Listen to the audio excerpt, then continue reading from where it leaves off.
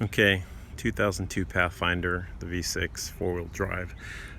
This is for tips to help those who are trying to muddle their way through Evap code stuff. Possibly you've gotten a P144, a P1446, or P0450 or 452.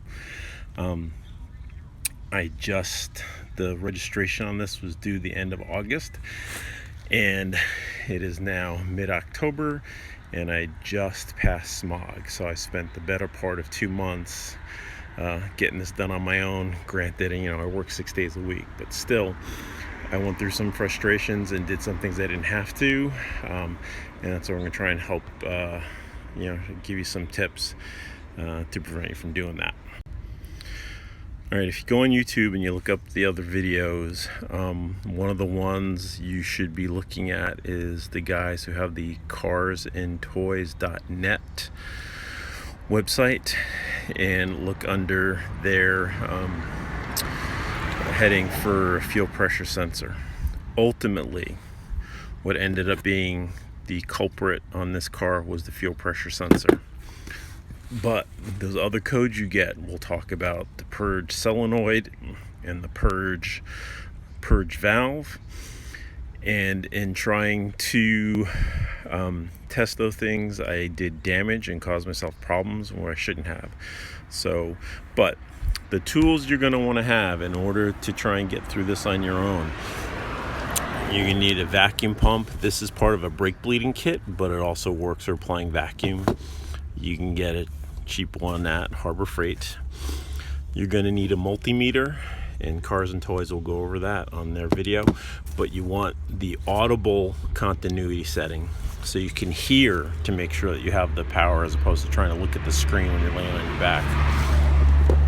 And you're also going to want a electric circuit tester with power probe delivery, so you can deliver power to it. And I'll show you what's up with that. All right, now let's go look at the Evap canister. The majority of your work will be occurring in the rear quarter panel behind the tire. This is the mud flap guard. Mine was 3 screws because some are missing, but you're going to take this off. There's a screw on the bottom here. There's screws over here. We'll need to get that out of the way. Okay. All right. This is your Evap canister. It's held in by 2 bolts in the back. This is the direct breather. This can come out of the way. Okay. So you can see where the 1 bolt is. You can see where the other one's supposed to be. It cracked. Anybody who's started to work on these already knows you most likely are going to crack bolts, and a bunch of them. The other bolt, if you look up to behind the duct tape, you'll see a zip tie. That's the 3rd bolt for the Evap canister. That one cracked. Do your best to at least maintain one of the rear bolts. If you can do that, you're not going to have a problem as far as getting this fixed in. Okay? Hit it with PV blast, whatever you want. Okay. You get a bunch of lines. This is your purge valve. I'll explain this in a second. These are your inlets. And then up behind here, zip tied, is my fuel pressure sensor, because guess again, cracked bolts, there's a mounting plate. If you go to test your purge valve, which you use that circuit tester, and there's videos on that, look it up. It's a pretty simple process. You're going to hear a click. Your first inclination is going to be to try taking these bolts off the canister. Don't. Okay? Take the whole canister out.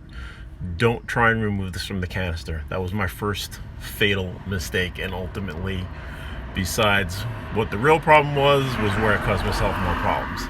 Taking the canister out just involves unclipping this, unclipping these 2, moving them out of the way, getting those bolts off, hopefully not by cracking them, taking the whole canister out. Okay? Go look at the videos, but basically for testing the purge valve, there's the connector up here, and all you have to do when you get this tube out of the way, it's easier. It's just a push pin. You push down, it slides out, okay? So it's right up there, okay? With the canister out, you will hook up the circuit tester to the alligator clip to one lead, and then you put the pointer on the other lead.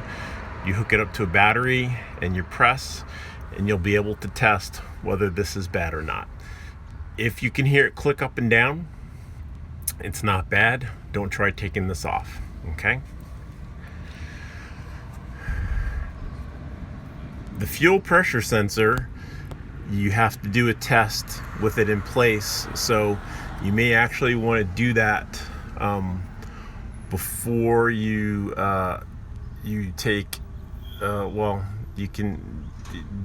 before you take everything out, and go to Cars and Toys, because they have the process on. Okay, for testing the fuel pressure sensor, you're actually going to have it connected. And yet again, go to Cars and Toys. You're going to use a paper clip, and you're going to slide it in between next to the wire, and there'll be a little black boot. You're going to slide the wire, the paper clip, down that center connector, okay? And you will ground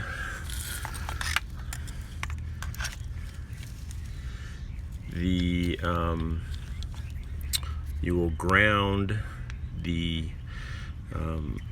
unit on the frame somewhere. So hopefully you've got enough. You're going to need to be hooked up to a 12-volt battery to do this, obviously.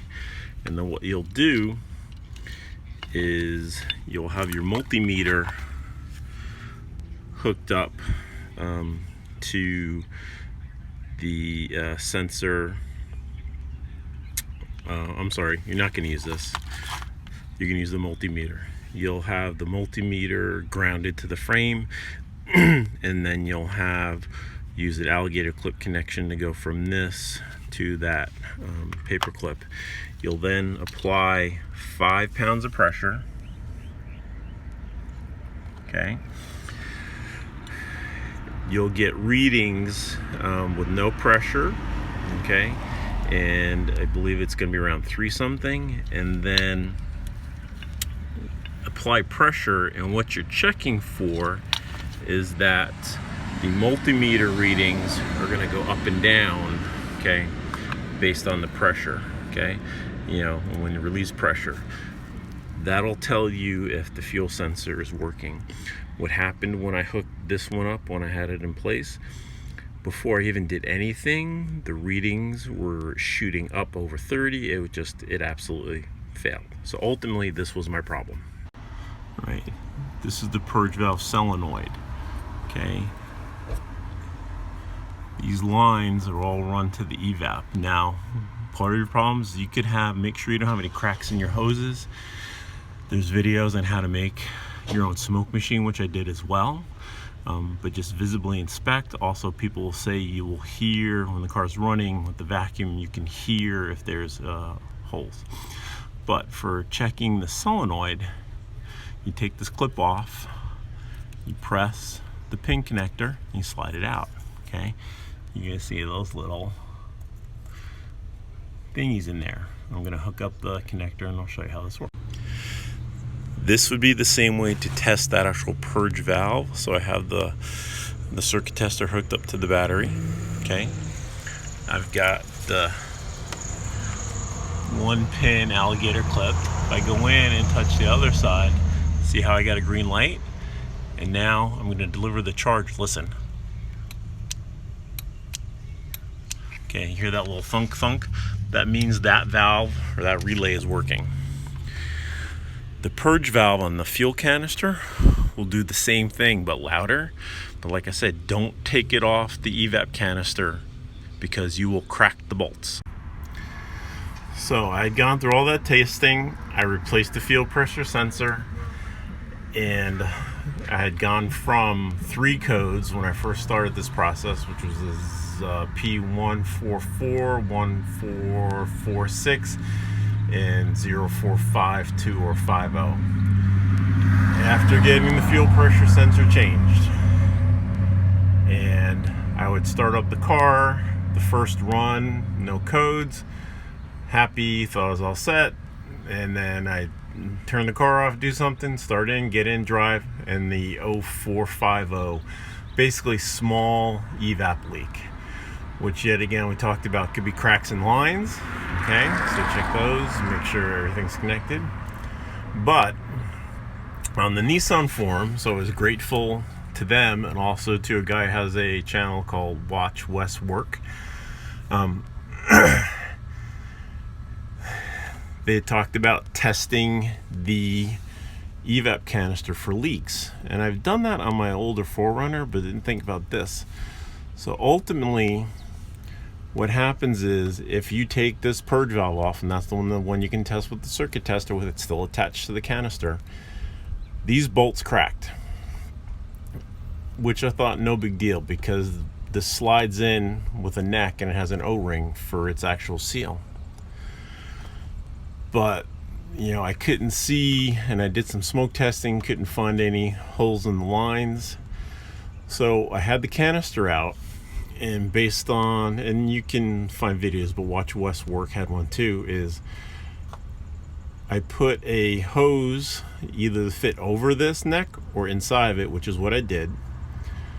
I plugged up this outlet, I covered it just with my fingers, plugged up the hole where the purge valve goes in, and I blew into the tube, and son of a gun if I didn't feel some air.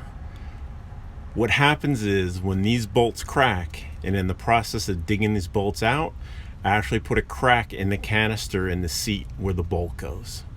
That's where my evap leak was. I put some Gorilla Glue, you could use whatever epoxy, to fill the hole, because this is not bolted in.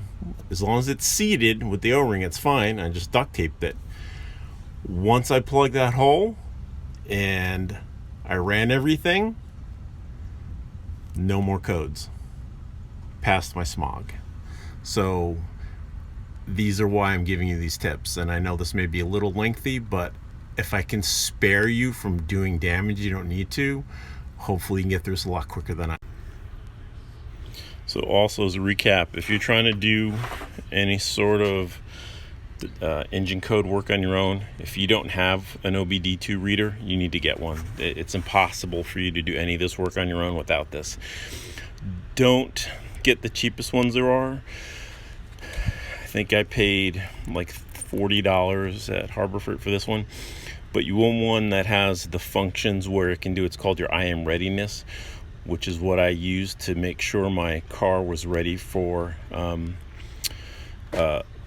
doing the smog test. And at first, when I ran what's called I am readiness, the catalytic converter hadn't had enough input. So I ended up just having to get on the highway and drive. And literally on the drive from my house to the smog place, about 15 minutes away, I was able to escape out of the menu, go back, and it registered that the catalytic converter had enough input to the computer, so it cleared. So you have to have this, okay? So as a recap, when you work on this, check your codes, okay? Look to check your fuel pressure sensor first. If you're gonna check your purge valve on the canister, charcoal canister, do not try and separate the purge valve from the charcoal canister. Check it first. If it's broken, then that's fine. Maybe you're lucky and you get the bolts out. If not, just let them crack. Make sure that they're you don't have to make sure that they're flush, because you just slide the new one in, it can go over the old bolt stud itself, and then you just literally just duct tape it in place. But check the purge valve connected to the canister, otherwise you're going to cause yourself undue problems. And that really was my biggest fault. I caused damage before I actually even found what I needed to do correctly. And then also go to the Cars and Toys, carsandtoys.net, for their fuel sensor testing, because they have it down pat. And then if you haven't, check out Watch Wes Work. He's got a neat channel, but I think it was a Silverado, and he shows about blowing into the canister to check it for leaks, and I'm sure there's other videos. So anyway, hopefully this is helpful. I know it's drawn out, but I just wanted to have you not make the mistakes I made and wasted literally 2 months. Thanks. Bye.